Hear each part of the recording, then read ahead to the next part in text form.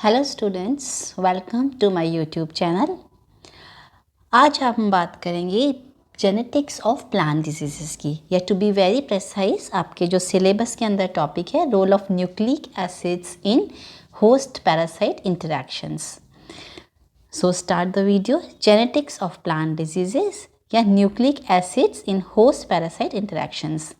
यहाँ पर मैं आपको ये बता दूँ कि इस सीरीज़ के मैं I will make 4 videos because एक लेंथी टॉपिक है, और या तो आपके ये आएगा डिटेल के अंदर क्वेश्चन, तो आपको समराइज़ करके पूरा उसके बारे में लिखना है, और नहीं तो इसमें कई स्टेप्स इन्वॉल्व हैं जो कि आपके अलग अलग शॉर्ट नोट्स के अंदर आते हैं। तो उसमें कई छोटी छोटी चीज़ें हैं जो कि आपको समझने की ज़रूरत है।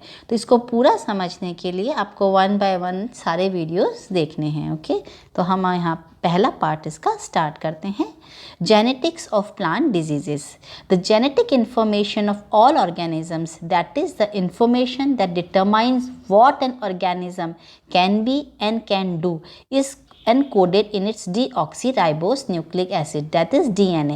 In all organisms, most DNA is present in the chromosomes. तो एक सिंपल सी चीज़ है, आप सबको पता है कि जितनी भी जेनेटिक इन्फॉर्मेशंस हैं और ऑर्गेनिजम्स कैसे बिहेव करते हैं या वो कैसे रिएक्ट करेंगे, वो किस पे डिपेंड करते हैं, उनके जीन्स पर या उनके DNA पर डिपेंड करता है। इन प्रोकैरियोट्स, अब प्रोकैरियोट्स के अंदर क्या कहाँ पर होता है DNA, विच लैक मेम्ब्रेन बाउंड न्यूक्लियस। तो बिफोर हमें ये पता करना है, बिकॉज जो भी डिजीज़ होएगी वो या बैक्टीरिया से भी हो सकती है, फंगस से भी, दैट मीन्स वो प्रोकैरियोट्स भी हो सकते हैं, यूकैरियोट्स भी। तो प्रोकैरियोट्स का क्या स्ट्रक्चर होता है, इनमें lack of membrane bound nucleus होता है, जैसा कि आप स्टार्टिंग से पढ़ते आ रहे हैं। There is only one chromosome and is present in the cytoplasm and also carries a smaller circular molecule of DNA called plasmids in the cytoplasm. तो एक तो इसके अंदर क्रोमोसोम होता है जो कि साइटोप्लाज्म में प्रेजेंट रहता है, और एक extra circular molecule DNA molecule होता है जो कि प्लाज्मिड होता है, ये भी साइटोप्लाज्म में होता है। Plasmid DNA also carries genetic information but multiplies and moves independently of the chromosomal DNA। That means जो इसका मेन प्रोकैरियोटिक सेल का क्रोमोसोमल DNA है, उसके अलावा प्लाज्मिड DNA होता है जिसके अंदर भी जेनेटिक इंफॉर्मेशन होती है, पर ये इंडिपेंडेंटली बिहेव करता है, इंडिपेंडेंटली मल्टीप्लाई करता है। किससे, जो कि प्रोकैरियोटिक सेल का क्रोमोसोमल DNA है, उससे ये इंडिपेंडेंट रहता है। ओके, तो इस पिक्चर में हम देख सकते हैं प्रोकैरियोटिक सेल का स्ट्रक्चर है, प्लाज्मिड DNA है, क्रोमोसोमल DNA है। ये इलेक्ट्रॉन माइक्रोस्कोप से दी हुई एक पिक्चर है जिसमें भी आपको प्लाज्मिड DNA नज़र आ रहा है। देन इन यूकैरियोट्स में क्या होता है, सेवरल क्रोमोसोम्स प्रेजेंट रहते हैं and they are present in the nucleus. Okay, all cells of eukaryotic organisms carry DNA in their mitochondria. मतलब यूकैरियोटिक ऑर्गेनिजम्स के अंदर एक तो क्रोमोसोम्स के अंदर, जो न्यूक्लियस के अंदर क्रोमोसोम्स हैं उसके अंदर DNA होता है, और उनके DNA कहाँ पर होता है, उनके माइटोकॉन्ड्रिया के अंदर भी होता है। तो टिपिकल यूकैरियोटिक सेल है, इसको आप देख सकते हैं पिक्चर में। देन प्रोकैरियोटिक सेल का एक ये पिक्चर है स्वीट सी। प्रोकैरियोटिक सेल में ये सिंगल आप देख रहे हैं क्रोमोसोम, और इसके अंदर DNA है, और ये यूकैरियोटिक सेल्स के अंदर न्यूक्लियस है मेम्ब्रेन बाउंड, और DNA उसके अंदर प्रेजेंट है। अब हम बात करते हैं प्लांट सेल्स की। ओके, बिकॉज हमें किसका इंटरेक्शन देखना है, होस्ट का और पैरासाइट का। तो होस्ट अधिकतर यहाँ पर क्या होगा, प्लांट सेल। तो there are several chromosomes and they are present in the nucleus. Okay, all cells of eukaryotic organisms carry DNA in their mitochondria. ये तो हो गई यूकैरियोटिक सेल्स की बात। अब प्लांट्स के अंदर एक और कहाँ पाया जाता है, also carry DNA in there chloroplast. That means plant cells के अंदर क्लोरोप्लास्ट होता है, और वहाँ पर DNA क्लोरोप्लास्ट के अंदर भी पाया जाता है। तो ये टिपिकल प्लांट सेल की पिक्चर है। Go through this picture. Okay, now structure of DNA। That means अब यहाँ पर आप देख सकते हैं सेल है, सेल के अंदर न्यूक्लियस है, न्यूक्लियस में क्या होते हैं, क्रोमोसोम्स, क्रोमोसोम्स के अंदर क्या होता है, ये DNA कॉइल्ड DNA होता है जो कि हिस्टोन प्रोटीन्स के आसपास मतलब क्या होता है, इट कॉइल्स अराउंड। तो that means this chromosomes it is made up of DNA and histone proteins. और DNA का स्ट्रक्चर आपको पता ही है। वैसे यहाँ पर देखिए डिटेल में मैं आपको बता देती हूँ। बेस नाइट्रोजन बेस पेयर्स होते हैं। It is just to refresh your memory, okay. Otherwise ये जो भी हम अभी डिस्कस कर रहे हैं वो अपने सबने पढ़ा हुआ है, but it is related to the genetics, so हम यहाँ से स्टार्ट कर रहे हैं। So adenine, thymine, guanine, cytosine हो गए, ओके। अब आपको पता है जी और सी के बीच में ट्रिपल बॉन्ड्स होते हैं और थाइमिन और एडेनिन के बीच में डबल बॉन्ड्स होते हैं। शुगर फॉस्फेट बैकबोन होती है, जैसा कि आप यहाँ पर देख रहे हैं, ओके। और इस तरह से ये शुगर फॉस्फेट बॉन्ड्स, फिर नाइट्रोजन बेस, फिर दोनों नाइट्रोजन बेस के बीच में हाइड्रोजन बॉन्ड्स, और फिर वापस राइट हैंड साइड पे शुगर फॉस्फेट बैकबोन। यह नीचे आप इसका स्ट्रक्चर देख सकते हैं, फॉस्फेट है, शुगर है एंड नाइट्रोजनस बेसेस हैं। तो इस तरह से ये डीएनए का कंप्लीट स्ट्रक्चर है। Then transcription and translation of DNA. Transcription क्या होता है? ट्रांसक्रिप्शन मतलब डीएनए से क्या होता है, जैसा आप पिक्चर में देख रहे हैं, डीएनए से आरएनए। अभी हमें इसके डिटेल प्रोसेस में नहीं जाना है, we are just revising the terms कि क्या क्या चीज़ें मतलब होती हैं। तो ट्रांसक्रिप्शन से डीएनए से आरएनए बना, ओके। अब ये आरएनए साइटोप्लाज्म के अंदर चला जाता है और फिर आरएनए से ये पिक्चर में आप देख सकते हैं पूरा ट्रांसलेशन के थ्रू क्या बन जाते हैं, अमीनो एसिड्स बनते हैं। देन जीन्स एंड डिजीजेस, यहाँ से हम अपना टॉपिक मेनली स्टार्ट करते हैं। When different plants such as tomato, apple और wheat become diseased as a result of infection by a pathogen, the pathogen is generally different for each kind of host plant. तो ये आप समझ सकते हैं ना, जो चीज़, जो फंगस या जो बैक्टीरिया टोमेटो को इन्फेक्ट करता है वो पोटैटो को इन्फेक्ट नहीं करता, या वो कॉटन को इन्फेक्ट नहीं करता। मतलब हर एक प्लांट के लिए हर एक अलग अलग पैथोजन होता है। The pathogen is often specific for that particular host plant. तो ये स्पेसिफिसिटी के बारे में हम बात करेंगे क्योंकि हम जेनेटिक्स के बारे में बात कर रहे हैं। तो हर एक होस्ट का, पर्टिकुलर होस्ट का एक स्पेसिफिक पैथोजन होता है। The fungus fusarium oxysporum form species Lycopersicae which causes tomato wilt, attacks only tomato and has absolutely no effect on apple, wheat or any other plant. That means जो Fusarium oxysporum species Lycopersicae है वो सिर्फ tomato में ही wilt disease फैलाती है, बाकी और किसी भी प्लांट में वो डिजीज़ नहीं फैलाती है, चाहे वो जो बाकी के प्लांट्स हैं वो ससेप्टेबल हो या वीक हो सकते हैं। सो क्वेश्चन क्या है, what makes possible the development of disease in A host. That means host में ऐसे कौन से फैक्टर्स हैं जो कि पॉसिबल करते हैं प्लांट्स के अंदर कि डिजीज डेवलप हो, okay. It is the presence in the pathogen of one और मोर जीन्स फॉर पैथोजेनिसिटी। मतलब या तो एक कारण ये हो सकता है कि पैथोजन के अंदर एक, दो या ज़्यादा जीन प्रेजेंट हैं जो कि पैथोजेनिसिटी का कारण है, मतलब डिजीज़ फैलाने का कारण है। ऐसे जीन्स प्लांट के अंदर प्रेजेंट हैं, और या फिर कुछ स्पेसिफिसिटी के लिए जीन्स प्रेजेंट हैं जो कि जो भी डिजीज़ कॉज कर रहा है उनको वो रिकॉग्नाइज करते हैं। And for virulence against the particular host, और फिर किसी भी पर्टिकुलर होस्ट के लिए उनमें कौन सी विरुलेंस है, विरुलेंस यदि है या वो ए विरुलेंट है। तो ये चीज़ें, ये जो फैक्टर्स हैं, मतलब जो पैथोजन है वो कितना विरुलेंट है, ओके। तो ये फैक्टर्स डिसाइड करेंगे कि डिजीज़ होगी या नहीं। Then variability in organisms. अब ऑर्गेनिजम्स के अंदर क्या क्या वेरिएबिलिटी होती है, the characteristic of individuals within a species are not fixed, that is they are not identical but vary from individual, one individual to another. जो भी individuals हैं वो आपको पता है कि सेम नहीं होते हैं, हाँ, क्योंकि थोड़ा बहुत तो जेनेटिक्स हर एक चीज़ की डिफरेंट होती है। जैसे आप ले लीजिए कि आप पेरेंट्स हैं, पेरेंट्स के सारे सिबलिंग्स सेम नहीं होते, जबकि उनका डीएनए सेम है, पर कुछ ना कुछ वेरिएशंस होते हैं, रिकॉम्बिनेशंस होते हैं, म्यूटेशंस होते हैं, okay. All individuals produced as a result of a sexual process such as the children of one family are expected to be different from one another and from their parents in a number of characteristics, although they retain most similarities with them and belong to the same species, okay. This is true oomacetes and of fungi produced from sexual spores such as oospores, ascospores and basidiospores। तो ये जो चीज़ें हैं ये किसके लिए true है, जो कि स्पोर्स सेक्सुअल रिप्रोडक्शन से बन रहे हैं, जैसे oospores हैं, ascospores हैं एंड बेसिडियोस्पोर्स हैं। क्यों? क्योंकि उनके अंदर सेक्सुअल रिप्रोडक्शन के दौरान रिकॉम्बिनेशन हो रहा है। When an individual are produced asexually, the frequency and degree of variability among the progeny are reduced greatly। जब एसेक्सुअल रिप्रोडक्शन के थ्रू इंडिविजुअल्स बन रहे हैं, जैसा कि एस कोनिडिया बन रहे हैं या कोई और स्पोर्स बन रहे हैं एस, तो उसके अंदर क्या होएगा, जो वेरिएबिलिटी है या चेंजेस हैं वो बहुत मिनिमम होते हैं, बिकॉज उनके अंदर कोई क्रॉसिंग ओवर या रिकॉम्बिनेशन नहीं होता है।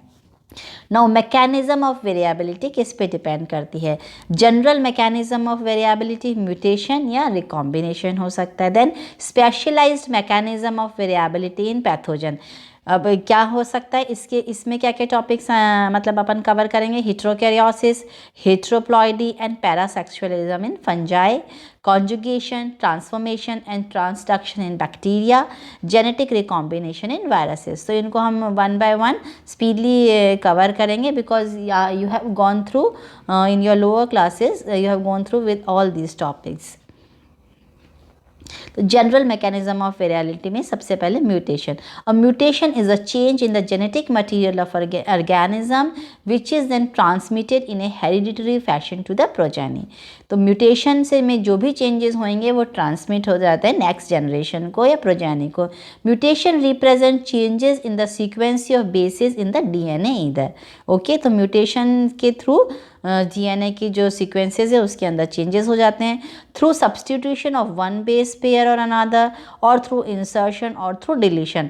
तो चेंजेस कैसे होते हैं? या तो सब्सटीट्यूशन हो सकता है या इंसर्शन या डिलीशन, जैसे कि इस डायग्राम के अंदर दे रखा है।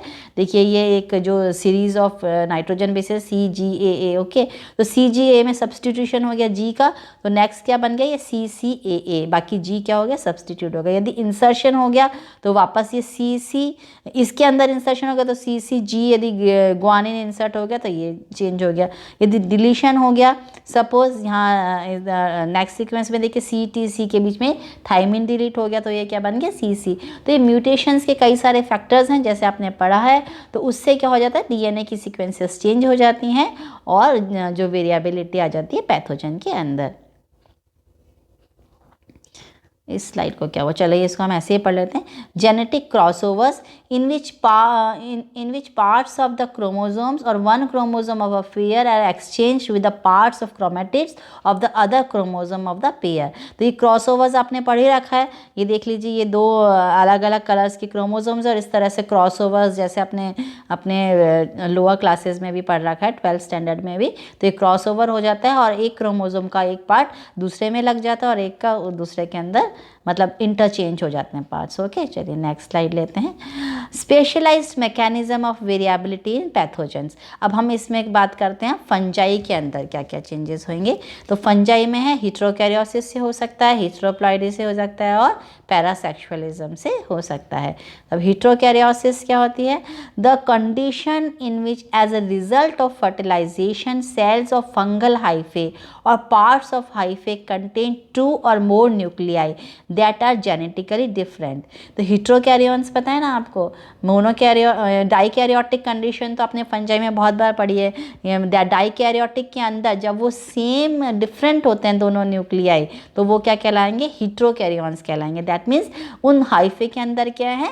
अलग अलग न्यूक्लियाई हैं। For example in basidiomycetes the dikaryotic state differs drastically from the haploid mycelium and spore of the fungus. Okay, तो यहाँ पर आप देख सकते हैं एक सेल के अंदर ब्लैक न्यूक्लियाई से डिनोट किया गया और एक का वाइट न्यूक्लियाई से। तो हेटेरोकैरियोन बन गए, दोनों के अंदर फ्यूजन हो गया।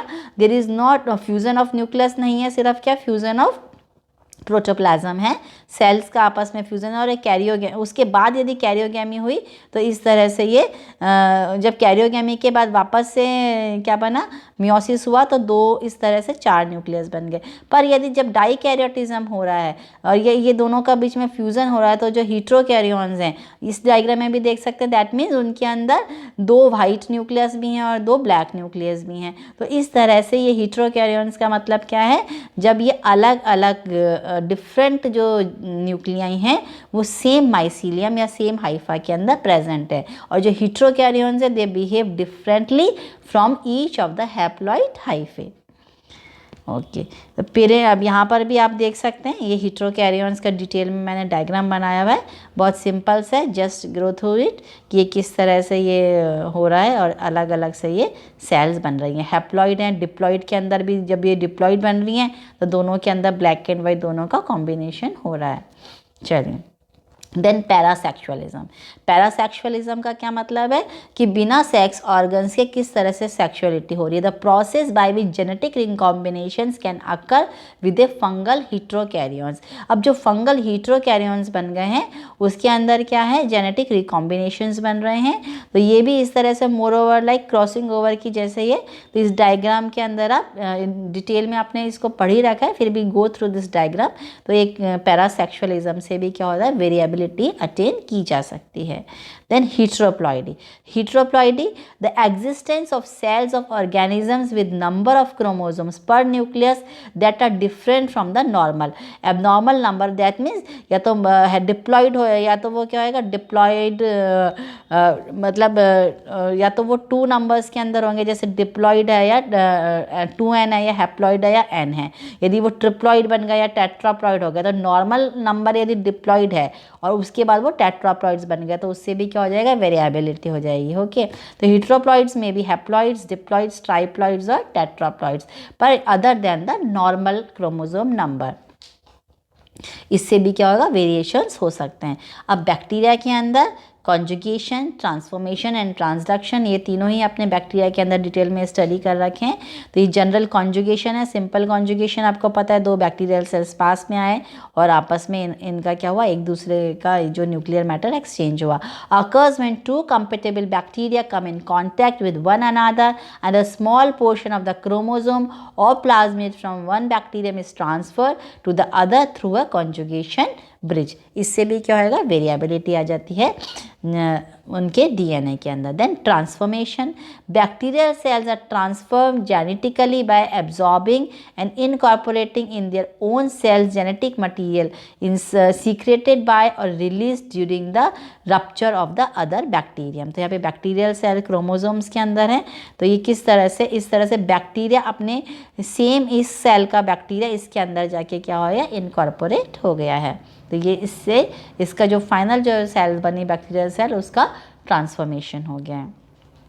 देन ट्रांसडक्शन, आपको पता है बैक्टीरियल वायरसेस जो फैज पार्टिकल्स होते हैं, bacteriophage transfers genetic material from one bacterium in which the phage was produced to the bacterium in infected nest. तो आपको ट्रांसडक्शन का process you all know very well, इसकी डिटेल में जाने की जरूरत नहीं। इसके थ्रू भी क्या होते हैं, अलग अलग कॉम्बिनेशंस बनते हैं। जब एक बैक्टीरिया से फेज पार्टिकल्स बनते हैं और फिर वो दूसरे बैक्टीरिया में अपना प्रोडक्शन करते हैं, तो जेनेटिक जो रिकॉम्बिनेशंस हैं वो चेंज हो जाते हैं। यहाँ पर आप ट्रांसफॉर्मेशन, कॉन्जुगेशन, ट्रांसडक्शन का डिटेल्ड एंड सिंपल डायग्राम है, इसको आप आराम से लास्ट में देख सकते हैं। देन इन वायरस, वायरस के अंदर किस तरह से कॉम्बिनेशन होंगे, जेनेटिक रिकॉम्बिनेशन कैसा होएगा, when 2 strains of the same virus are inoculated into the same host plant, one or more new virus strains are recovered with properties like virulence, symptomatology and so on, different from those of either of the original strains introduced into the host। तो ये क्या होएगा, जो virus की genetic की जब वो host plant के अंदर या जब इनोक्यूलेशन किया जाता है उनका, 2 strains of the same virus are inoculated. अब यहाँ पर आप देख रहे हैं एक ब्लू स्ट्रेन मान लो और एक रेड स्ट्रेन मान लो, तो जब इनको इनोक्यूलेट किया जाता है तो इनका आपस में भी रिकॉम्बिनेशन हो जाता है वायरसेस के अंदर विद इन द होस्ट। तो इस तरह से इनका भी जेनेटिक जो कॉन्स्टिट्यूशन है वो चेंज हो जाता है। तो अभी ये हमने देखे डिफरेंट, देखिए ये हम इसका रीज़न कर रहे हैं कि भाई कौन सा पर्टिकुलर जो वैरायटी है हो पैथोजन की, वो एक पर्टिकुलर होस्ट को ही इन्फेक्ट करती हैं। तो ये वेरिएबिलिटी के कई चेंजेस देखे कि अलग अलग जेनेटिक रिकॉम्बिनेशन इन बैक्टीरिया, फंजाई या वायरसेस के अंदर किस तरह से हो सकते हैं, और जो डिफरेंट जेनेटिक रिकॉम्बिनेशन हैं वो किसी पर्टिकुलर होस्ट या किसी पर्टिकुलर होस्ट की पर्टिकुलर स्पीशीज़ को ही इन्फेक्ट कर सकते हैं। Then loss of pathogen virulence in culture.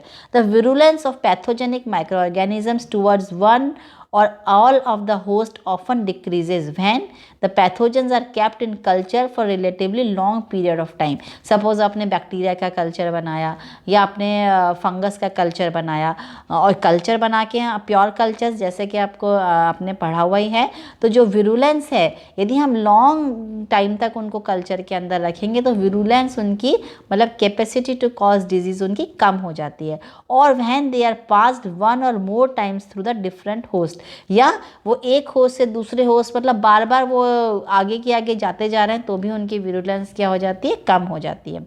तभी तो हम ये जैसे अभी कोरोना वायरस चल रहा है तो उसमें क्या है कि यदि वो एक हम क्या कह रहे हैं जब हर्ड मतलब पूरे एक से दूसरे में जा रहे हैं, दूसरे से तीसरे में, तो उनकी जो विरुलेंस है वो कम होती जाती है। सच पार्शियल और complete loss of virulence in pathogen is sometimes called attenuation. Okay, तो इस अटेन्युएशन से मतलब पार्शियल या कंप्लीट लॉस ऑफ विरुलेंस हो जाता है, मतलब ट्रांसफर हो के कि एक होस्ट से दूसरे से तीसरे होस्ट में, and it is called attenuation and it has been shown to occur in bacteria, fungi and viruses. मतलब वायरसेस ने जब पहली बार वो किसी होस्ट को अटैक करते हैं तो उनकी विरुलेंस ज़्यादा होती है, फिर जब सेकंड को करते हैं, थर्ड को करते हैं, फोर्थ को करते हैं तो इस तरह से उनकी विरुलेंस कम हो जाती है, और इसको हम कहते हैं अटेन्युएशन। तो ये loss of pathogen virulence in culture या फिर उनके ट्रांसफ़र से भी from one plant to another. तो ये एम्पलीट्यूड सिग्नल अटेन्युएशन, ये एम्पलीट्यूड दे रखा है मतलब उनका कितनी कैपेसिटी से डिजीज़ फैलाते हैं। तो एम्पलीट्यूड पहले हाई होता है, फिर लो और इस तरह से वो धीरे धीरे ख़त्म हो जाता है। तो ये अभी हमारा फर्स्ट लेक्चर था जिसमें हमने बेसिक्स पढ़े थे कि कौन कौन से जेनेटिक वेरिएबिलिटी हो सकती है। Thank you so much.